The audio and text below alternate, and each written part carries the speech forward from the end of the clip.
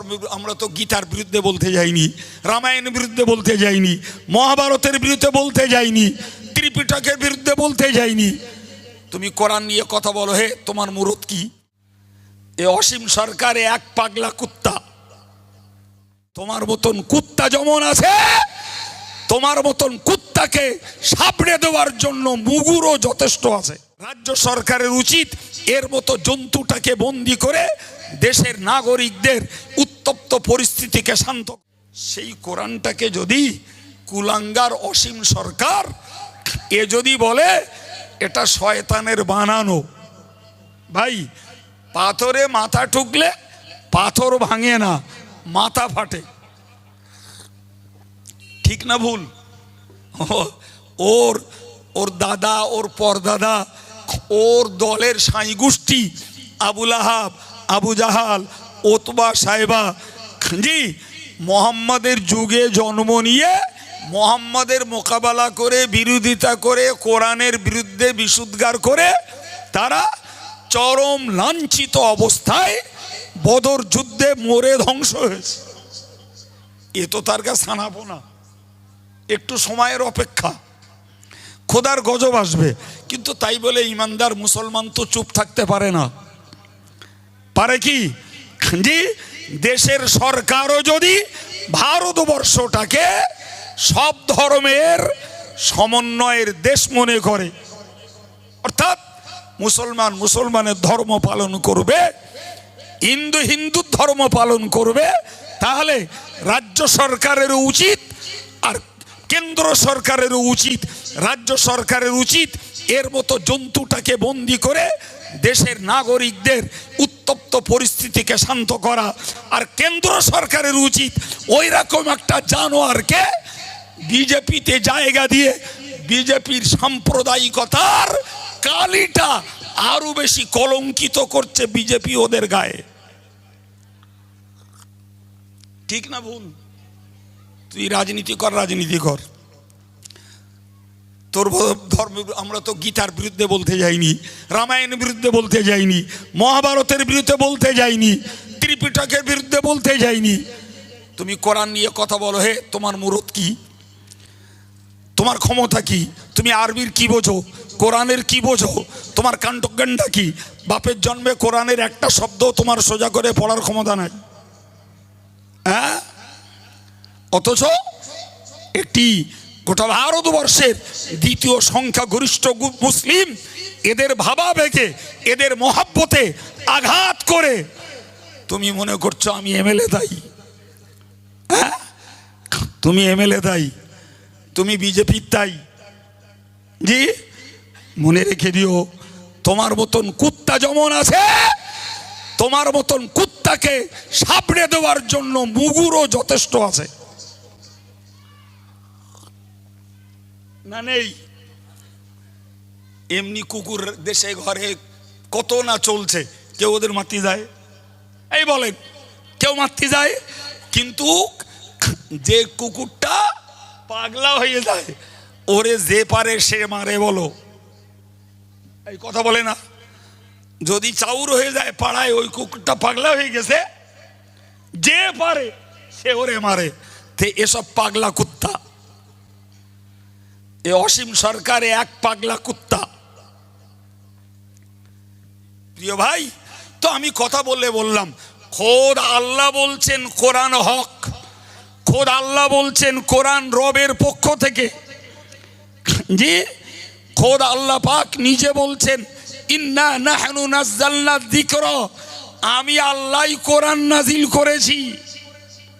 সুবহানাল্লাহ বাড়িকে। আর ও জন্তু বলছে শয়তান বানিয়েছে। কজন একটা বলেছে 7-8 জন শয়তান মিলে রেখে তৈরি করে, বুঝতে পারেননি? আর আল্লাহ কি বলছেন? কোরআন আমি নাজিল করেছি, আমি নাজিল করেছি, এবং এর রক্ষাকারী, সংরক্ষণকারী আমি। তুই কি করবি রা? এ কথা পূর্ণ কথা, এ কথা পুরাতন কথা।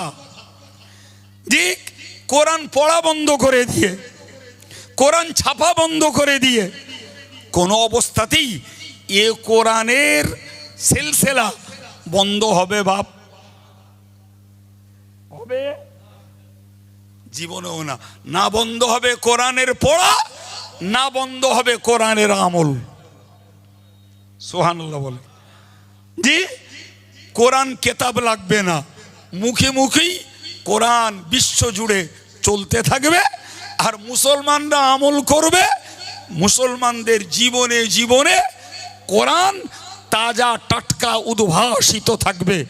গোটা পৃথিবীর কোনো শক্তির ক্ষমতা নেই মুসলমানের কাছ থেকে, না হৃদয় থেকে কোরআন কেড়ে নেয়, না এদের আমল থেকে কোরআন কেড়ে নেয়। আর আল্লাহ তো নেবেন না, আল্লাহ নেবেন না তো, আল্লাহ দিয়েছেনই তো কোরআন পড়ার জন্য আর আমল করার জন্য। ঠিক না বল? আমি আবার আপনার মাথায় ঢোকাচ্ছি, আল্লাহ বললেন হুয়াল হক, এই কোরআন নিজে সত্য, মুসাদ্দিকাল লিমা বাইনা ইয়াদাইহি, এবং কোরআনের পূর্বে যত কিতাব এসেছে সব কিতাবের জন্য এই কোরআন হলো সত্যায়নকারী। একবার জোরে বলুন সুবহানাল্লাহ। ইন্নাল্লাহ ইন্নাহু বিইবাদিহি খবীরুম বাসীর। কোরআন বলছে আমি আমার বান্দাদের পর্যবেক্ষণ করি, বান্দাদের অবস্থাকে আমি লক্ষ্য করি। আমার বান্দারা এই কোরআনকে সত্য বলে মানে কারা, সত্য বলে কাজে লাগায় কারা, আমি তাদের সূক্ষ্ম সূক্ষ্ম বিষয়গুলো শুধু খবর রাখি না, নিজের কুদরতের চোখে দেখি। সুতরাং ভারতবর্ষ হোক আর ওয়ার্ল্ডের হোক, কোনো কুলাঙ্গার পার্টিকুলার ইন্ডিভিজুয়ালি, কোনো কুলাঙ্গার মুশরিক, কোনো কাফের, কোনো ইহুদি, কোনো খ্রিস্টান, কোনো বৌদ্ধ কোরআনকে নিয়ে কি করবে? আমরা সময় উচিত তার জবাব দেব। আর মূল ব্যবস্থাপনার জন্য মালিক তো আছেন না? নাই? হ্যাঁ, কিন্তু আমার মুসলিম ভাইদের কাছে, মুসলিম মায়েদের কাছে আজকের একটি কোরআনী প্রতিষ্ঠানের আঙিনায় বসে আমার আন্তরিক বক্তব্য যে এই কোরআন আমাদের কাছে অসত্য হচ্ছে না তো? আমাদের কাছে কোরআন মিথ্যায় পর্যবসিত হচ্ছে না তো? এটা তো বিবেচনার দরকার। ওদের ব্যবস্থা আলাদা, কিন্তু আমি তো কোরআনের বিশ্বাসের স্বীকৃতি দিয়েই ইমানদার। তাহলে আমার কাছে কোরআন যদি অযত্ন হয়, আমার কাছে কোরআন যদি অসমাদৃত হয়, কোরআন যদি আমার কাছে অসত্য বলে নাউজুবিল্লাহ বিবেচিত হয়, তাহলে তো চোরের মায়ের কান্না তো মনে মনে, নাকি? চোরের মা চুরি করেছ, শাস্তি তো লোকে দেবেই। মাও সমর্থন করছে যে ও চুরি করেছ, শাস্তি হোক, আর বলে পিছনে যে কাঁদতেছে। কাঁদবে না? হাজার হোক তার কলিজার টুকরা, অপরাধের শাস্তি হোক, কিন্তু তবুও তো দরদ। আর আমার জাতির ভাই বোনেরা, এরা যদি কোরআনটাকে কার্যত অসত্যে প্রমাণ করায়, এরা যদি কার্যত কোরআনটাকে অযত্ন করে, এরা যদি কোরআনটাকে মিথ্যায় পর্যবসিত করে, তাহলে সত্যিই তো আমার এই ভাইয়েদের জন্য, বোনেদের জন্য চোখ লুকিয়ে কানতে হয়। করছিস কি তোরা? ওরা যা করছে করুস গে, তাসলিমা যা করছে করিস, অসীম সরকার যা করছে, সালমান রুশদি যা করছে ও করুক গে, তোরা কি করছিস রে বাবা? তোরা কোরআনকে যত্ন করলি, হাফেজে কোরআনদের পড়ার জন্য সহযোগিতা দিলি বাবা, তোরা কোরআনকে চুমু দিলি, মুখে ধরলি, বুকে ধরলি, মাথায় তুললি, কোরআনকে ভালো করে জুজদানে বেঁধে উপরে রেখে দিলি, সব মর্যাদা দিলি বাবা। এরপরে কোরআনের বিপরীত চরিত্র অবস্থান যদি আমার ভাইদের মায়েদের থাকে, তাহলে এর থেকেও বড় দুঃখের আর কি আছে? কোরআন তো চুমু দেওয়ার জন্য আসেনি, কোরআন পৃথিবীতে চুমু নিতে আসেনি, কোরআন পৃথিবীতে তাবিজ করবে তাই আসেনি, কোরআন পৃথিবীতে দোকান আর বাড়ি উদ্বোধনের জন্য আসেনি বাপ। কোরআন পৃথিবীতে আসেনি আমরা মাথায় করে নিয়ে বয়ে বেড়াবো। তাই কোরআন এসেছে পড়ো আর জীবন গড়ো, পড়ো আর জীবন গড়ো। আমার ঘরে কোরআন, অথচ আমার ঘরের বউটা বেপর্দা। আমার ঘরে কোরআন, আমার রোজগারে সুদ। আমার ঘরে কোরআন, আমার মোবাইলে গান বাজনা চিত্ত বিনোদন। আমার ঘরে কোরআন, আমি প্রতারক, মস্ত বড় এক চিটার। আমার ঘরে কোরআন, আমি বুনের ফারাজ ফাঁকি মারছি। আমার ঘরে কোরআন, আমি অন্যের সম্পদ আত্মসাৎ করছি। আমার ঘরে কোরআন, আমি জুয়ার মাস্টার মশাই। আমার ঘরে কোরআন, আমি অনলাইনের টিকিট কাউন্টার সেলার। আমার ঘরে কোরআন, আমি রীতিমতো মত্ত মাতাল। আমার ঘরে কোরআন, আমি বেবিচারের আরাক দুর্ভাগা। আমার ঘরে কোরআন, আমি গালাগালাজের মাস্টার। আমার ঘরে কোরআন, আমি নিজেই মিথ্যাবাদী, মিথ্যাচার আর মিথ্যা সমালোচক। কোরআনের জাত শত্রু আমি। প্রিয় ভাই, আমি আমার এই ভাইদেরকে মায়েদেরকে আন্তরিকভাবে বলবো, এই হাফেজে কোরআনদের পিছনে শ্রম, মেহনত, চিন্তা, চেতনা, অর্থ খরচ এর পর্যায়ে আলাদা, এর সব আলাদা, এর মজুরি আলাদা। আর ওই হাফেজ সহ আমরা সবাই কোরআনের জীবন গড়ার দায়িত্ব এটা আলাদা। বাপ, ওটা আলাদা, ওটা আলাদা। ওইটা করে এটা রেহাই হবে না, একদম পরিষ্কার। আমি একটা টোটাল হাফেজ ছেলেকে পড়াবার সারা 5 বছর ধরে সমস্ত খরচ বেয়ার করব। বাবু, ওর সব আলাদা হবে, কিন্তু কোরআনের বিপরীতে যদি আমার জীবনযাত্রা, চালচলন, রুজি রোজগার, আমার ব্যবসা, আমার রাজনীতি এসব যদি চলে ওই হাফেজে কোরআনের সহযোগিতায়, তোমার জাহান্নাম থেকে পূর্ণ নাজাত হবে না, হবে না, হবে না। ও পরিমাণ জেল খেটে আসতে হবে। তারপরে এদিকে যেটা দিছি এর পরিমাণে আল্লাহর কাছে রেহাই পাওয়া যাবে যদি ইমানটা নিয়ে মরা যায়। সর্বনাশ হয়েছে ভাই।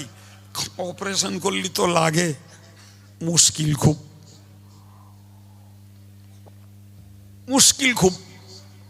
অপারেশন করলে যে বড্ড লাগে, জানেন তো ভাই। আমি মানে এই অশৈলত সহ্য করতে পারি না। যদিও খুব মনের মানুষ হলি হয়তো একটু রাগে ঝেঁকে বলি, আর দূরের মানুষ হলি তার একটু ভদ্র ভাষায় বুঝিয়ে বলি। জি ভাই, আমি মাঝে মধ্যে বলি, আপনারা কখনো শুনে থাকবেন যে আমি এই গজল গাওয়ার ঘোর শত্রু। যদিও রসুল বলেছেন গজলের কিছু ভালো দিক আছে, অবশ্যই ভালো ভালো, খারাপ খারাপ, রসুল দুটোই বলেছেন। কিন্তু আমি যেটা সহ্য করতে পারি না সেটা হলো এই যারা গায় এরাই মিথ্যা কথা বলে, ওইটা আমার সহ্য হয়। যারা গায় সেই মিথ্যা কথা বলে, যে তৈরি করে সে না বলো বাপ। কেউ যদি একটা গজল বানায়, দিল যে আমার ঝলসে গেল, নবী দেখা দাও, দয়া করে নবী তুমি আমায় ডেকে নাও। হতে পারে কোনো ব্যক্তি দরিদ্র, অভাবী, জীবনে দরুদ শরীফ পড়ে পড়ে পড়ে পড়ে নবীর মহাব্বতে দিলটা ভরিয়ে তুলেছে, কিন্তু নবীর মাজারে যাওয়ার মতন সমর্থ তার নাই। এরকম লোক ওরকম আবৃত্তি গাইতে পারে, কিন্তু আমি যখন ওই গজলটা গাবো আমার বুকে মানাবে? এই যে কথা বলে না। আরে বাবা, ওটা যিনি রচনা করেছেন তার জন্য মানানসই, জি তার জন্য। কিন্তু আর একজন যিনি ধার করে গাইছেন ওর জন্য তো ওটা মানানসই না। ওর জন্য তো শুধু সুর, ও কতটা সুর ঝাঁকতে পারে আর শ্রোতা ভাই বোনেরা কতটা সুরে আকৃষ্ট হতে পারে, এই হয় পাল্লা দেওয়া দেবী। এই সত্য কথাটাও আমার এই সমাজের একদল মূর্খের কাছে সহ্য হয় না। ঠিক বলছি না ভুল বলছি?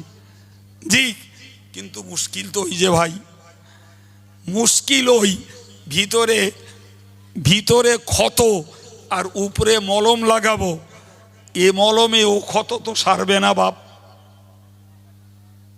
না কি বলছেন? যদি ভিতর থেকে সারানো না যায়, আর আমি যেই ভিতরে সারাত যাব তখন আমাকে ওই জায়গাটা রীতিমতো ভিতর থেকে ড্রেসিং করতে হবে, তারপরে মলম লাগালি ও জার্ম বেরিয়ে গেলি তখন সারবে। ওইখানেই হয়ে গেছি আমি অনেকের কাছে বিতর্কিত ব্যক্তি। আমি চাচ্ছি তুমি নামাজ পড়ো, সুদটা ছেড়ে দে পড়ো, কেউ চাচ্ছে যা পারো করো, নামাজটা পড়ো। এনে দেখতেছে কাইম সাহেবের এ তো ডোজ করা, আর এরটা কেমন ভালো, যা পারো করো, নামাজটা পড়ো। আর আমি দেখছি ভাই তুই এই সুদ নে নামাজ পড়তে যাচ্ছিস, তোর নামাজ হবে না, সময় নষ্ট হচ্ছে, তোর কষ্ট হচ্ছে, অথচ আল্লাহর কাছে তুই কিচ্ছু পাবি না। তোর এই সুদের ক্ষতটা আগে সারা, তারপরে নামাজে মেহনতটা কর, আল্লাহ তোর পাওনা গুন্ডা দেবে। এ জাত ভালোটা বসবে না জি, ওই ক্ষত নিয়ে ওপরে মলম লাগাবে, ভেতরে ঘা ওপরে মলম লাগাবে। কথা বুঝতে পারেননি বাপ? জি, আমার জাতিকে আল্লাহ প্রশস্ত প্রশস্ত ব্রেনে বোঝার তৌফিক দেন, বলুন আমিন। আর একটু জোরে সরে বলুন আমিন। ভাই আল্লাহ, আমি চুপ করে যে কথাটা আপনাদেরকে বললাম, এই কথাটাও মনে রাখতে হবে যে কোরআন এসেছে পড়ো জীবন গড়ো, পড়ো জীবন গড়ো, বাস। আর কোনো ডিমান্ড তোমার কাছে নেই। এরপরে তুমি তাবিজ করলে, না দোকান উদ্বোধনে পড়লে, না ঘর উদ্বোধনে পড়লে, না আব্বা মায়ের সবরেসানির জন্য পড়লে, সব কিছুই তোমার জন্য ছাড় আছে। আগেরটা করো বাপ, এখন তুমি আসলটা করবে না, শুধু এইগুলো করবে, তাহলে এতে কোরআন তোমার পক্ষে কেমনে সুপারিশ করবে? করবে না তো বাবা, করবে না তো। সুতরাং আজকে যারা এই মাদ্রাসার জলসাতে এসেছেন, কাল থেকে সভা শুনছেন, আমি আপনাকে লাস্ট মেসেজ দিচ্ছি খুব আন্তরিকভাবে অনুরোধ করে, জি আমার উপরে রাগ না, ক্ষোভ না, দুঃখ না, সমালোচনা, হাতে না ধরে পায়ে ধরে এই জাতির আমল শূন্য নারী আর পুরুষকে বলছি, এখনো নিজের ব্রেনটাকে কালচার করুন। কোরআনকে মুখে যত্ন নেব, কাজে কোরআনের বিপরীতে চলব, আল্লাহর কাছে রেহাই হবে না বাবা। যত দ্রুত পারা যায় নিজের লাইফটাকে চেঞ্জ করতে হবে। বিশ্বাস করুন, ব্যানারে আর স্লোগানে ভালোবাসায় রক্ষে হবে না। আমাদের ভালোবাসা ব্যানারে আর স্লোগানে, ভুল বলছি বলে, আর কাজ সার্চ করলে মিল পাওয়া যাবে না। এটাও যেন ওইরাম, আমি কোরআন ভক্ত, আমি কোরআনের বিশ্বাসী, আমি কোরআনের কেরাত শোনায় গদগদ চিত্ত, সব আমি মেনে নিয়েছি বাবা। তোমার একটাকেও আমি ইনভ্যালিড করছি না, কিন্তু মনে রাখো ওই জন্য কোরআন আসেনি। কোরআন এসেছে পড়ো জীবন গড়ো, আনুষাঙ্গিক যেগুলো করবে ওগুলো তোমার জন্য পুরস্কারের হবে, কিন্তু ওইটাকে বাদ দিয়ে এটা নয়, এটা নয়। এই বুঝটুকু আমাদের নিতে হবে। নিলে ওই যে আল্লাহ বলেছেন কোরআন পড়ো, নামাজ কায়েম করো, আর নিজের যে অর্থ আল্লাহ দিয়েছেন ওই অর্থটা থেকে গোপন প্রকাশ্যে আল্লাহর রাহে দান করো।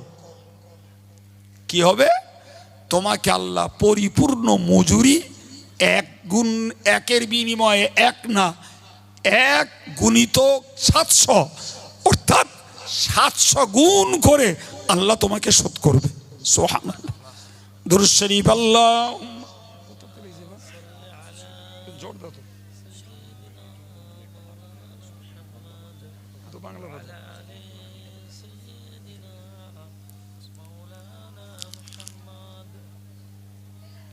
প্রিয় ভাইরা আমার,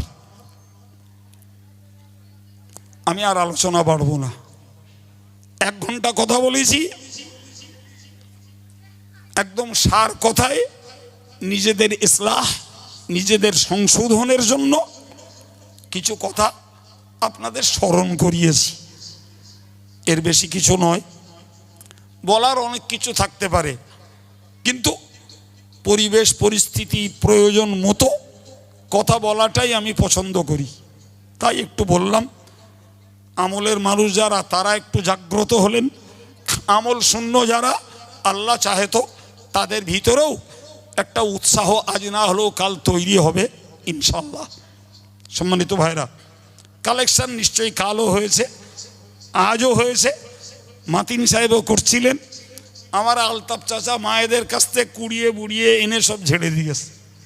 ফলে এই পর্যায়ে আমার কাছে দেয়ার মতন আর কিছু আছে বলে মন বলছে না, তবুও দাবি করতে দোষ নেই, একটু দাবি করছি। 200, 500, 20, 50 নগদ থাকে একটু দেন। যদি মনে করেন নগদ নেই, একটু ওয়াদা রাখুন, সময় মতো আদায় দেবেন। এটুকু আমার দাবি। হোস্টেল চলছে, সেখানকার জন্য পারলে 2-5 বস্তা চাল, 10 কিলো ডাল, 1 বস্তা আলু, যিনি যেমনটি পারেন একটু অল্প সময়ের জন্য আমি আপনাদের থেকে একটু খেদমত চাচ্ছি।